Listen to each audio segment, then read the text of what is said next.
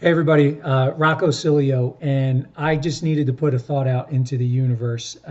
So the uh, the facts are clear. Entrepreneurship has been on a decline now for at least a decade here in America, and the blame seems to be being pushed towards the millennial generation.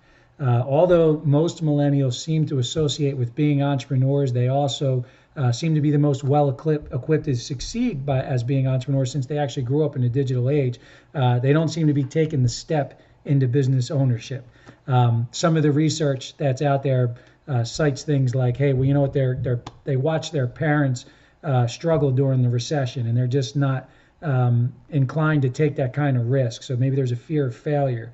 They also say things like, hey, you know what? You're strapped with so much student loan debt. Maybe you don't want to take the leap for that reason. But the reality is that that's not really the case. There was an article that I just read recently in Inc. magazine that surveyed a bunch of people about entrepreneurship. And 62% of the people that took that survey indicated that at some point or another they were going to get into business for themselves.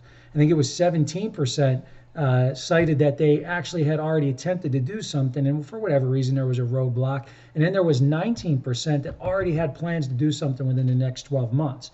So that only left 2% of people that actually said that they were not interested in owning a business at all for themselves. That's only 2%. So if we're on this big decline of entrepreneurship, but 98% of people want to get into business for themselves, really what is the biggest roadblock? There was a second level part of that survey that asked the people who at some point or another were going to get into business why they haven't already taken action. And the answer had nothing to do with debt or the Great Recession from a decade ago. It had to do with they said that they just didn't have an idea. To me, I started laughing when I read that because I know that as an entrepreneur myself, I've never created a new product or service or an idea. All I've done is look for trends to position myself in front of.